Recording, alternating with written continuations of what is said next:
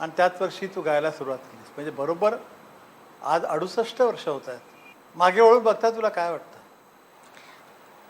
गेले ते दिवस खूप चांगले होते असं वाटतं. आणि ज्यावेळेला सुरुवातीला काम सुरू केलं, बाळ मी 68 वर्षापेक्षा जास्त गाते. कारण मी 9 वर्षाची होते ज्यावेळेला सोलापूरला मी बाबांबरोबर क्लासिकल प्रोग्रॅम केला थिएटरमध्ये. त्या मला वाटतं ही गोष्ट 38-39ची असावी. तर म्हणजे 9 वर्षाची 9 वर्ष पूर्ण धावं लागलं असेल मला असं वाटतं. तर तेव्हापासून गातेच आहे मी. त्याच्या आधी गात होते आणि नंतर बाबांबरोबर मी अनेक कार्यक्रम केले. ज्यावेळेला आपली कंपनी बंद झाली बलवंत संगीत मंडळी, त्यानंतर मी बाबांबरोबर प्रत्येक कार्यक्रमात जाऊन गात होते. लोकांना एक विलक्षण उत्सुकता आहे, रसिक लोकांना, मराठी लोकांना, हिंदी लोकांना पण, की तुझं पहिलं गाणं कुठलं? ध्वनिमुद्रित गाणं नव्हे, म्हणजे पहिला पाळणा किंवा पहिली मंगळागौर हे सर्व लोकांना माहिती आहे. तू पहिल्यांदा गायलीस, तुझा सूर पहिला ऐकला, ते तुझं गाणं कुठलं? पण असा जर हे केला म्हणजे नाटकासाठी का असं म्हणतोस? नाही, असंच.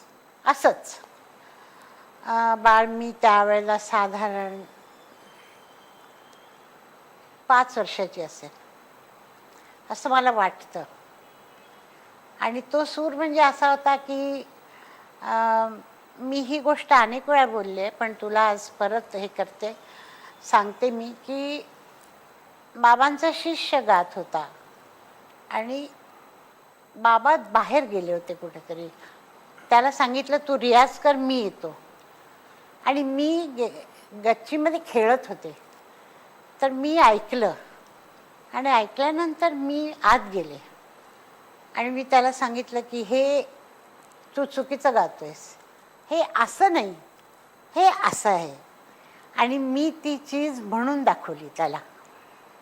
आणि ती चीज म्हणून दाखवल्यावरती बाबांनी बाहेरून ऐकलं आणि मला दुसऱ्या दिवशी बाबांनी सकाळी 6 वाजता उठवलं आणि मला शिकवायला सुरुवात केली. म्हणजे माझं शिक्षणच सुरू झालं गाण्याचं. पण तुझे बाबांना, म्हणजे तू जे त्या शिष्याला गाणं शिकवलंस, ती एखादी बंदिश असणार नाही का? तुला राग आठवतो त्या बंदिशीचा? हे होता पुरिया धनाश्री होता. गाऊन दाखवू शकेल? प्रयत्न करते. सदा रंग नीत उठ कर देता दुहाई, सदा रंग. हे म्हणजे तुझे पहिले गुरु बाबा आहेत अर्थ. अर्थात म्हणजे त्यांनी तुझा पहिला स्वर हा ऐकला. बिलकुल त्याच्या आधी तू जे काही गायचे ते त्यांना कधी ऐकायला मिळालं नाही. ते त्यांनी कधी ऐकलं नाही. हे त्यांनी पहिल्यांदा ऐकलं आणि त्यांनी माईला जाऊन सांगितलं. म्हणजे हे मला माईने सांगितलं की घरामध्ये गवय्या असताना आम्ही बाहेर का शिकवतो, असं बाबांनी माईला सांगितलं.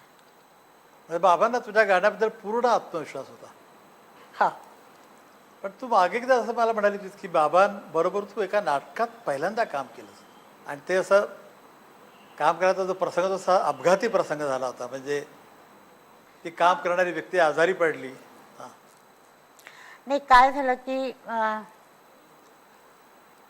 आपलं सौभद्र नाटक होतं आणि सौभद्रमध्ये नारदाचं काम करणारा माणूस आजारी झाला. आणि आजारी झाल्यावर बाबा फार काळजीत पडले की आता उद्या नाटक आहे आणि नारद कोण. तर मी तिकडं खेळत होते. तर मी जाऊन बाबांना सांगितलं की मी करते नारदाचं काम.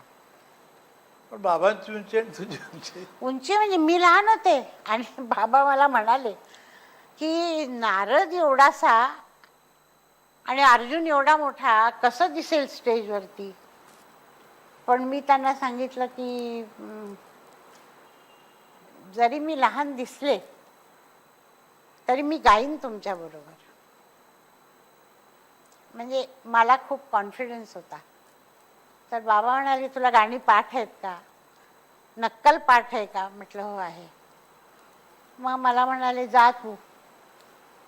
आमचे जे हार्मोनियम वाजवणारे होते, तारदाळकर म्हणून होते, त्यांच्याकडे गेले आणि मी ती गाणी म्हटली. आणि बाबांना मी मग माळी आली रात्री, मला मेकअप, माझे केस लांब, तर माईने असे सगळे माझे केस वरती बांधले, त्याच्यावर फुलं लावली, हातात एक तंबुरी दिली आणि पितांबर नेसून मला पाठवलं बाहेर. बाबांना मी जाताना सांगून गेले की मी आज शेवटच्या गाण्याला वंसमोर घेणार आहे. वावण्याला जा जा तू बघतो मी. बाबा उभे होते आतमध्ये आणि माझी एंट्री होती. पडदा पडतो आणि मी गात गात येते. असं पहिलं गाणं गायले मी, लोकांना खूप आवडलं, टाळ्या बिळ्या वाजल्या. मग बाबा आले, मग बाबांचं गाणं माझं गाणं, बाबांचं गाणं माझं गाणं, असं त्याच्यात आहे त्या प्रवेशात. तर त्यांनी बाबांनी मला सांगितलं की घाबरू नकोस हा, मात्र गा, हे सांगितलं होतं. आणि अर्जुन निघून जातो आणि शेवटी पावना वामना नारदाचं गाणं येतं. आणि पावना वामना गात असताना मला वंसमोर पडला आणि मी बाबांकडे बघितलं. बाबा विंगमध्ये उभे होते. तर बाबांनी मला असं केलं, छान आहे म्हणून. आणि मी परत गायले आणि मग मी आत आले. तर अगदी तांत्रिक प्रश्न करतो की बाबांचा सूर सफेद 4, काळे 3, सफेद 5 इतका उंच स्वर होता. तर त्या स्वरात तू गायतीस? जन्मजात तुझा सूर इतका उंच होता? माझा सूर उंच होता. म्हणजे सुरुवातीला बाळ मी ज्या वेळेला म्हणजे प्लेबॅक सिंगिंग सुरू केलं तेव्हा मला एस मुखर्जींनी सांगितलं की हा आवाज आमच्या हिरोईनला चालणार नाही, फार पातळ आवाज आहे, बारीक आवाज आहे, मुलासारखा वाटतं, लहान मुलीसारखा वाटतं, तर हिरोईनला कसा मॅच होणार. म्हणून त्यांनी रिफ्यूज केलं शहीद पिक्चरला की आम्हाला नको. पण मास्टर गुलाम हैदर मला घेऊन गेले आणि त्यांनी मला, म्हणजे कामिनी कौशल त्यांची हिरोईन होती शहीदमध्ये, तिचा आवाज फार पातळ होता. तिच्याही पेक्षा जाड आवाजाची बाई मुनव्वर सुलताना तिचं नाव होतं, तिच्यासाठी त्यांनी माझा प्लेबॅक घेतला आणि बाळ माझी गाणी चालली त्यावेळेला. मग अर्थात मी नर्गिससाठी गायले, मधुबालाला गायले, हे नंतरच आहे, पण अशी सुरुवात झाली होती. मला हे सांग की बाबांबरोबर तू नाटकात काम करत होतीस आणि ते एक बाल बलवंत संगीत मंडळी काढली होती, त्यात तोड बिना ते काम करायचे ना. त्या नाटकाचं काय नाव आणि काय त्याची म्हणजे पद्धत होती?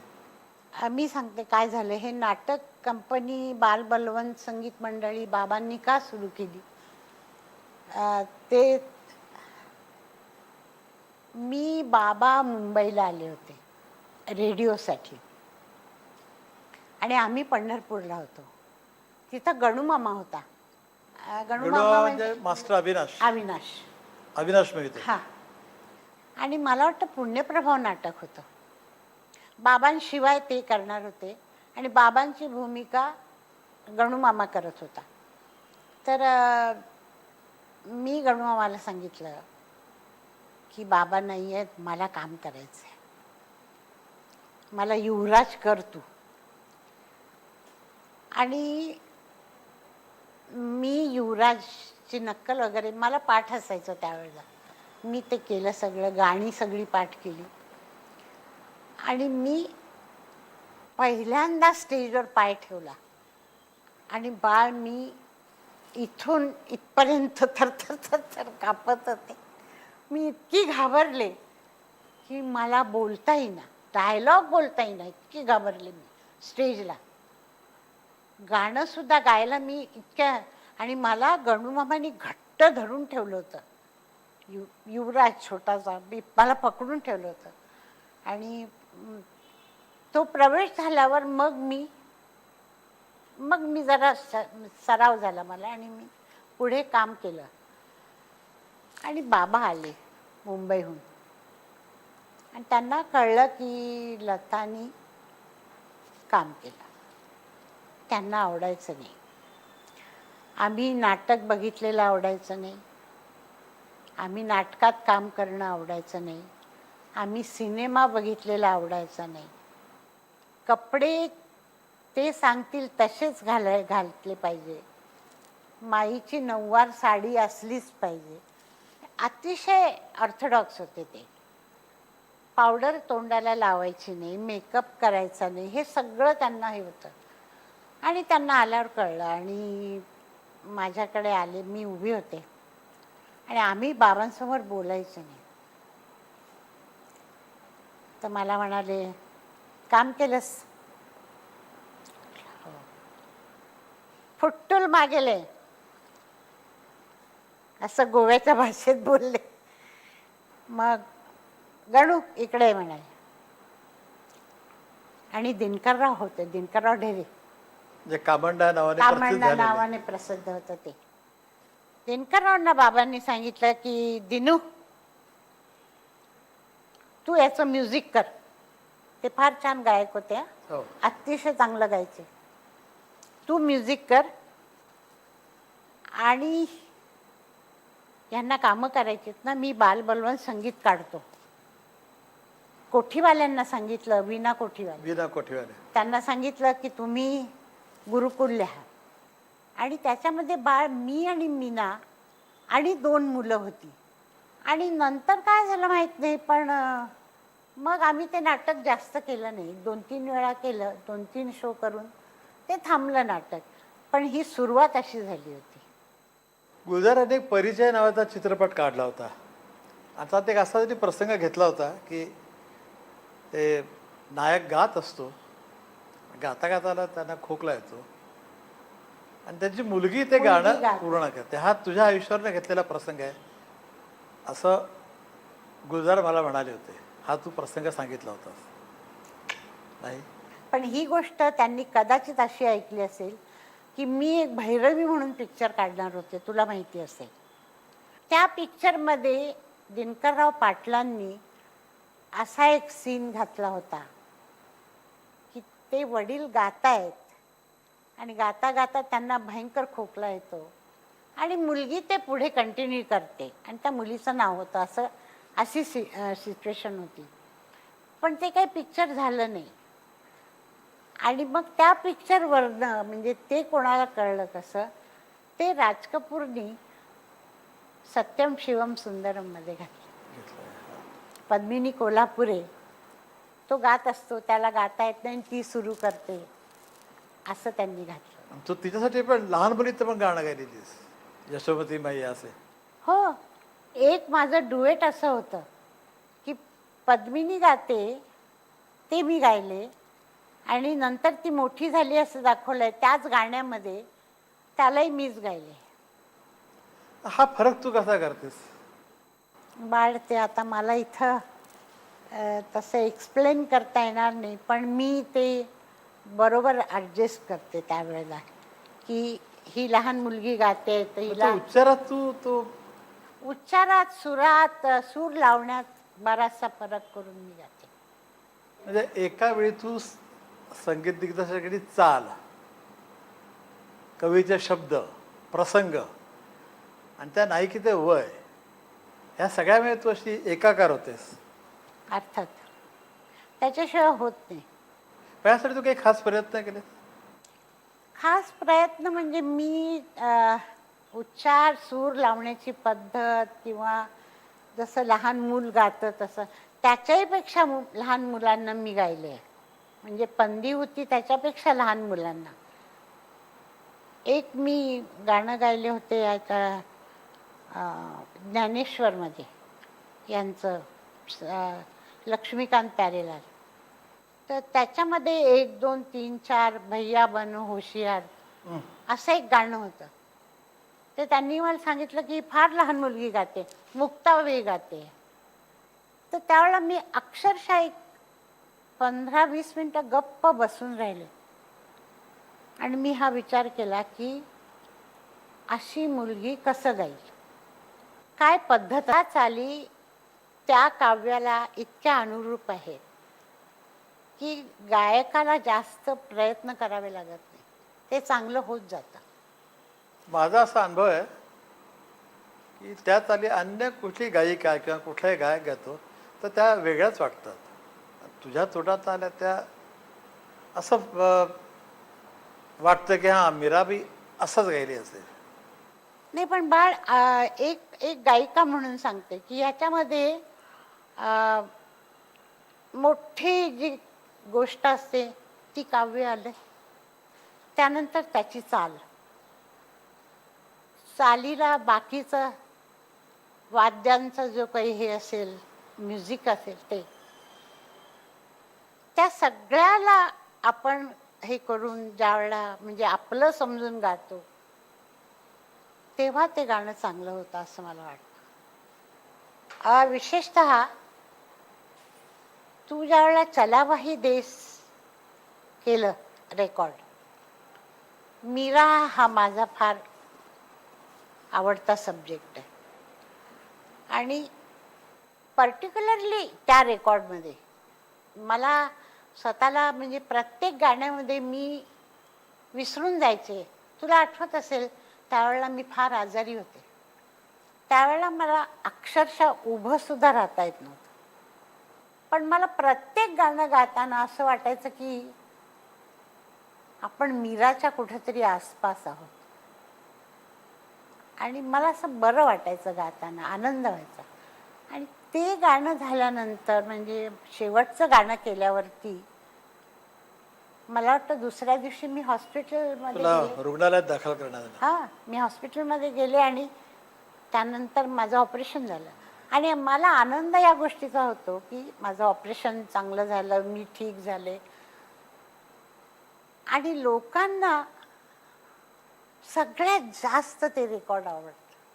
कितीतरी लोकांची मला म्हणजे अशी पत्र आलेली आहे, लोकांनी अभिनंदन केलं आहे आणि इतक्या वर्षानंतर सुद्धा लोक म्हणतात की आपका वो रेकॉर्ड कितना अच्छा था, ऐसा आप कीजिए. तर मला स्वतःला एक म्हणजे तुझ्याबरोबर काम करताना जे वाटतं ते मी सांगते. बाकीच्या लोकांबरोबर मी फार लोकांबरोबर कामं केलेली आहेत, पण एक वेगळेपणा चालींचा आणि सगळ्यात जास्त म्हणजे तुझी मला जी गोष्ट आवडते ती की तू जी काव्य काढतोस ती इतकी सुंदर असतात. तर ते मला स्वतःला हा कवितेचा नाद जो मला लागला तो तूच लावलेला आहेस, कारण तूच ती मला पुस्तकं आणून दिलीस. 12 तांबे हां, किंवा मैथिली रणगुप्त वगैरे. तर तुला हा कवितेचा नाद कसा लागला? बाळ मला अगदी म्हणजे वाचनाचा जो नाद लागला तो कोल्हापूरला अक्कामुळे इंदिरा तिने मला पुस्तकं आणून दिली आणि मला सांगितलं तू हे वाच. त्यानंतर ज्यावेळेला मी मुंबईला आले त्यावेळेला मला विनायकरावांनी हिंदीच्या काव्यांची पुस्तकं दिली. म्हणजे मास्टर विनायकरावांमुळं तुला हा थोडासा काव्याचा थोडासा काव्याचा नाद लागला. हे लागला. मग त्यांच्या नावावर ना एक आठवण आली की त्यांच्याच चित्रपटात तू एक काम, तुझी एक भूमिका होती लहान मुलीची आणि त्यात असा एक प्रसंग होता की तुझ्या ती बाई तुला मारते. तो प्रसंग गजाभाऊ. सांगशील का तू? गजाभाऊ. नाही, काय झालं, गजाभाऊ मध्ये एक असा सीन होता की ती बाई त्या मुलीला फार छळते. ती अनाथ मुलगी आहे आणि ते माझा रोल होता. तर ती बाई तिला काहीतरी सांगते काम की तू अमुक कर तमुक कर आणि ती काही चुकते. तर त्या जो बाई काम करणाऱ्या होत्या त्यांनी आपल्या बाबांबरोबर काम केलं होतं सिनेमात. काय नाव त्यांचं? नलिनी नागपूरकर. आणि त्यांना सांगितलं त्यांनी की तुम्ही मारा त्याला. तर त्या हातामध्ये काठी घेऊन जरा घाबरत आणि मला म्हणाले, "मम्मी तुला कसं मारू? तू बाबांची मुलगी आहे, दीनानाथरावांची मुलगी. मला मारायला होत नाही." तर मी म्हटलं, "मारा आता, काय असेल तुम्हाला ते." तर मी रडले नाही, त्या रडत बसल्या होत्या की मी दीनानाथरावांच्या मुलीला मारलं आज म्हणून. त्या बिचाऱ्या शूटिंग राहायला बाजूला त्या रडत बसल्या होत्या. आणि तो ती भूमिका होती ती अनाथ मुलीची होती. अनाथ मुलीची. बाबांचा मृत्यू झाला तेव्हा तू फक्त 12 वर्षाचीस. हां, 12 समजा 13 लागणार आहे. 13 किंवा 13वर रनिंग होतं. तर तुला त्यावेळी हीच भावना निर्माण झाली ती मनामध्ये अनाथपणाची? नाही, मला असं कधीच का आम्ही सगळे इतके लहान होतो नाही. आणि घरात कुणीच कमवणारं नव्हतं आणि बाबा गेले होते हो, अचानक. ते मला कबूल आहे की घरात कोणी नव्हतं कमवणारं आणि परिस्थिती पण अशी फार चांगली नव्हती. पण मला अनाथ असं कधीच वाटलं नाही. तुझ्याबरोबर तुझं संगीत होतं. माझ्याबरोबर एक हिंमत होती. मला भीती नाही वाटायची कशाची. काम करायची तर माझी. त्याचा मागचं अधिष्ठान संगीत होतं. अर्थात तेच मुख्य होतं ना. तू काय काम करू शकतेस म्हटलं तर मी गाऊ शकते, हेच होतं. तर ते माझ्याबरोबर तुला ह्या गोष्टीचा असं विचित्र वाटलं असेल ना की बाबांना मेकअप केलेला आवडायचा नाही, त्यांना पावडर लावलेली आवडायची नाही, आणि मग तुला अचानक त्याच व्यवसायात जावं लागलं जिकडे तू बालनटी म्हणून काम केलेलं हो, आहे. कबूल आहे मला. मेकअप करणं, पावडर लावणं. सगळं ते झालेलं आहे. पण मी ते हे आपल्याला करणं भाग आहे म्हणून मी करायचे, पण मला ते आवडायचं नाही. नाही आवडायचं.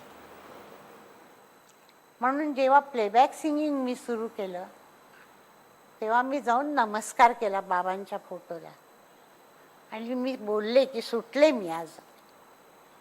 ते मेकअप, ते लाईट्स, तो कॅमेरा मला कधीही आवडलं नाही. 2 वळणं माझ्या मते फार महत्त्वाची आहेत. एक तर बाबांचा मृत्यू.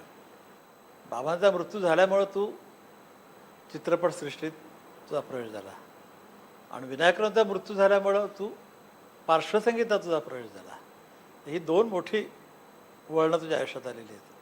बाबांचा मृत्यू 42 साली झाला आणि 5 वर्षांनी विनायकरावांचा मृत्यू झालेला आहे. विनायकरावांच्या मृत्यूनंतर तू ह्या हिंदी चित्रपटसृष्टीत कशी काय आलीस? बाळ, मी कशी आले ते सांगते.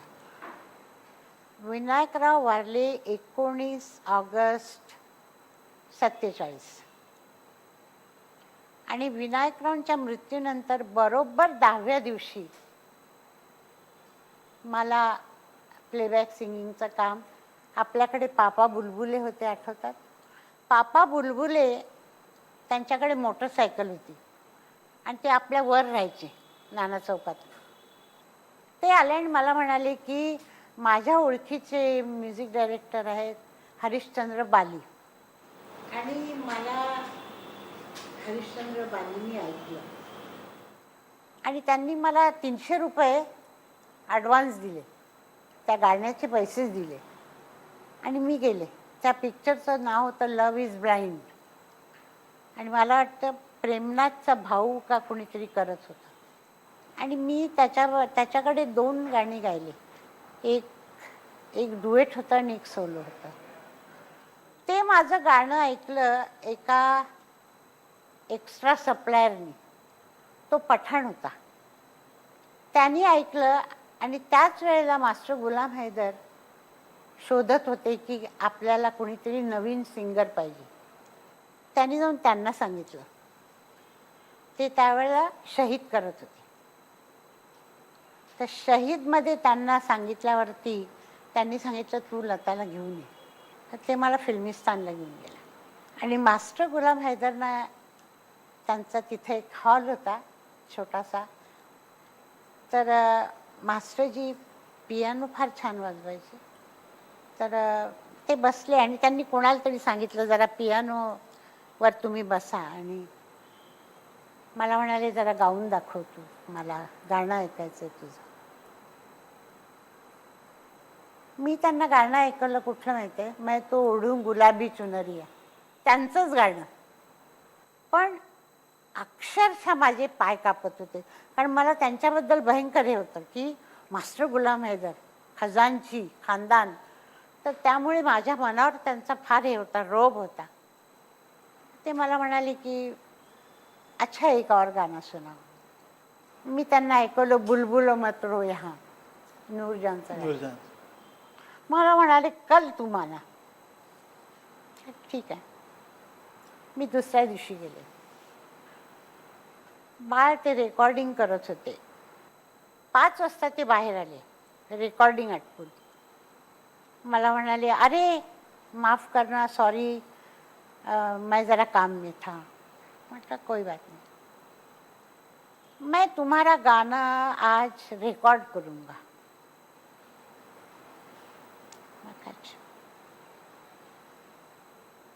त्यांनी सांगितलं मला तुम बुलबुल मत रो गाव.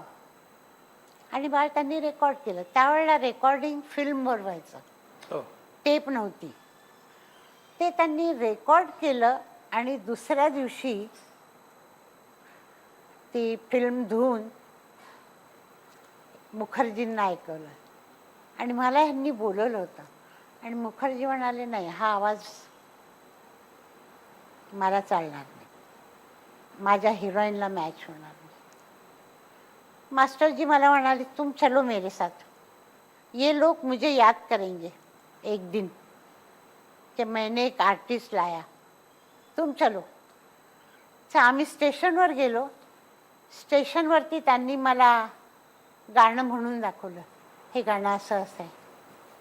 आणि मी तिथंच गायले, स्टेशनवरच चालले, प्लॅटफॉर्मवरती मी गायले. मला म्हणे हां ठीक आहे चलो. आणि मला ते मालाडला बॉम्बे टॉकीजमध्ये घेऊन गेले. त्यांनी मला रिहर्सल केली गाण्याची. आणि तिसऱ्या दिवशी आमचं रेकॉर्डिंग ठेवलं, त्याच्या दुसऱ्या दिवशी. आणि आम्ही पहिलं गाणं मी त्यांचं रेकॉर्ड केलं ते होतं अब डरने की कोई बात नहीं, अंग्रेजी छोरा चला गया. मी आणि मुकेश आमचं गाणं होतं. ते गाणं रेकॉर्ड केलं. ते गाणं रेकॉर्ड होत असताना मला खेमचंदजींनी ऐकलं. खेमचंद प्रकाशजींनी मला बोलवलं आणि त्यांनी माझं गाणं रेकॉर्ड केलं चंदा रे जा रे जा रे, जिद्दीमध्ये. अनिल दादांनी ऐकलं, अनिल विश्वास. अनिल विश्वास त्यांनी ऐकलं. त्यांनी मला बोलवलं. माझ्याकडनं त्यांनी गर्ल्स स्कूल म्हणून एक पिक्चर होतं, त्याची 2 गाणी रेकॉर्ड केली. आणि मग माझं काम सुरू झालं. आणि मुकेश माझ्याकडे आले आणि मला म्हणाले तुला नौशादनी बोलवलं आहे. म्हटलं मी नाही येणार. तर ते म्हणाले का? म्हटलं हे सगळे म्युझिक डायरेक्टर मला गायला लावतात, माझी ट्रायल घेतात, मी नाही गाणार. नाही म्हणे ऐसा नाही करेंगे. पण लोक फार हुशार असतात. मी गेले नौशाद साहेबांकडे बसले होते. तर खूप तारीफ केली त्यांनी. हमने सुना है आप बहुत अच्छा गाती है, थोड़ा सा सुना था, भगवान ने आपको क्या दिया, ये सगळं मी ऐकत होते. अभी आपने कोई रिसेंटली गाना रिकॉर्ड किया है? मैंने कहाँ किया है? आप वही सुनाइए ना, क्या गाना है वो. म्हणजे त्यांनी फार युक्तीने माझं गाणं ऐकलं आणि मी म्हणून दाखवलं त्यांना. श्यामसुंदरजींचंच गाणं होतं. तर ते मी म्हटल्यानंतर मला मग त्यांना पुन्हा शंका आली, उर्दू, जर उर्दू गायचं असेल तर ही कशी गाईल, मराठी आहे. त्यांनी मला सांगितलं की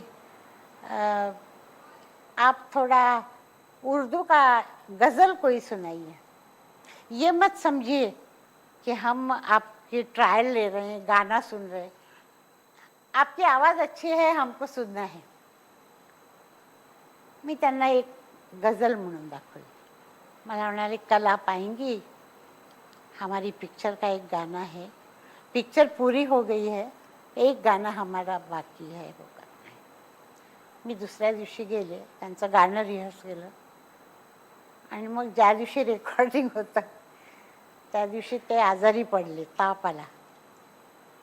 मग गुलाम मोहम्मद होते, त्यांनी मग ते गाणं रेकॉर्ड. ज्याने पाकिजाचं संगीत केलं ते. हां, ज्या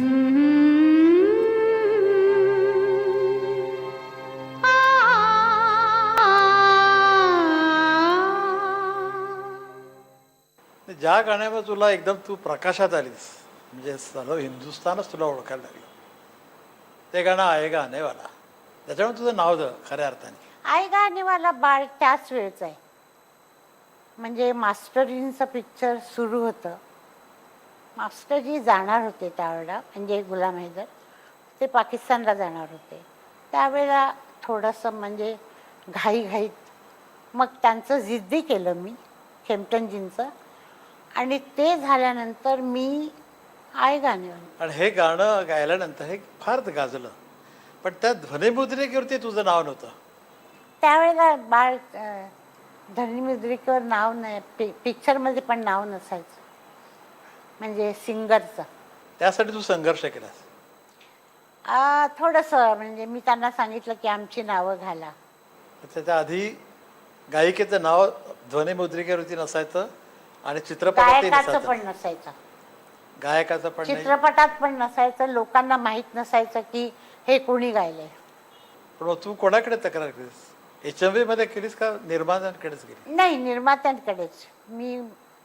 मी बऱ्याचशा गोष्टींसाठी भांडणं केली आहेत.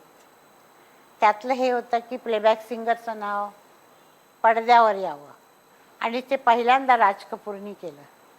बरसात आमची नावं घातली. मग सगळेच लोक घालायला लागले नाव. प्लेबॅक सिंगरला रॉयल्टी मिळावी म्हणून मी भांडण केलं. मला तुझ्या गाण्याच्यावरती असं वाटतं की तुझे 12ही सूर बरोबर लागतात, पण अनेक लोकांचे लागतात, पण तुझ्या सर्व श्रुत्या फार बरोबर लागतात. तर हा अभ्यास तुझ्याकडनं कोणी करून घेतला? बाबा आणि देवानी करून घेतला. मला खूपशा गोष्टी नॅचरल आहेत, म्हणजे मला सुद्धा कळत नाही, पण ते मला ते त्यावेळेला असं वाटतं की हे असं असं आहे आणि असं आपल्याला गायचं आहे. माझं लक्ष त्याच्यात असतं आणि ते लागतं सुरात व्यवस्थित.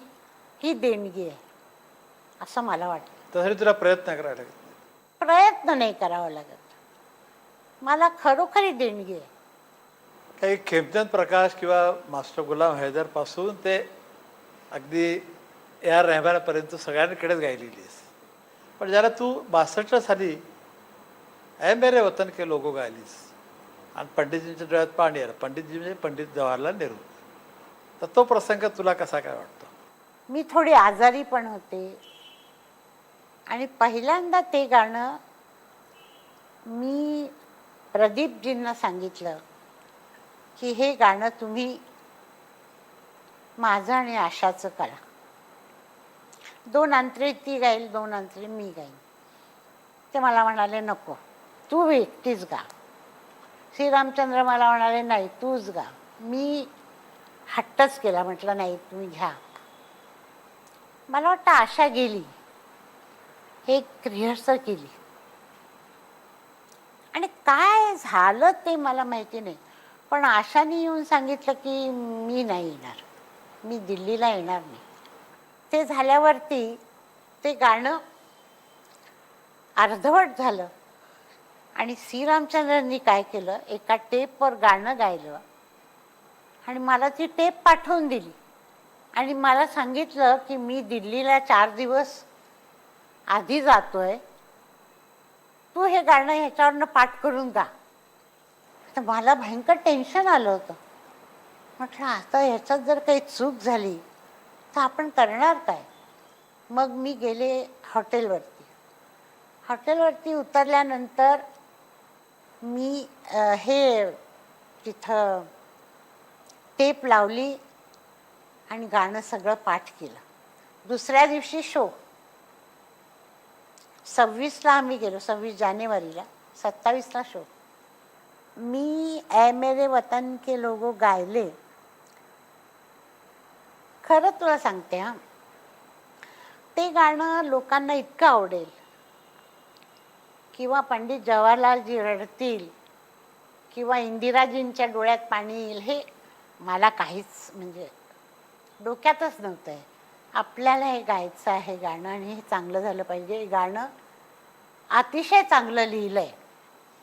तर ते त्यांनी गाणं ज्यावेळेला मी गायले आणि आत आले. मी इतकी बेफिकीर होते, काही मला कशाचीच हे नव्हती. मी जाऊन आत कोणाला तरी सांगितलं, मला एक कप कॉफी द्या, मी जरा बसते शांत.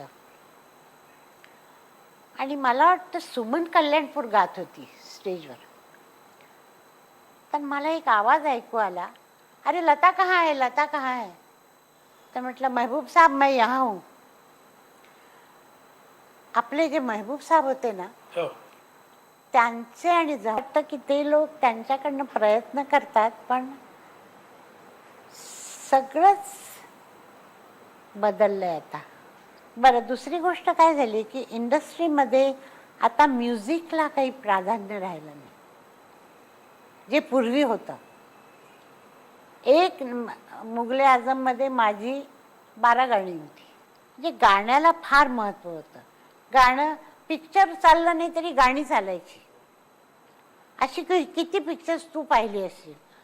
आता काय झालंय की आता पिक्चरमध्ये आयटम सॉन्ग म्हणून येतं, त्याच्यामध्ये नुसते डान्स असतात, सोलो गाणी नसतात, डुएट असतात. सोलो गाणं येतं ते जास्त करून मुलांची असतात, मुलींची कमी असतात. म्हणजे म्युझिकला आता काही हे राहिलं नाही. 2-3 गाण्यात त्यांचं पिक्चरचं म्युझिक संपतं.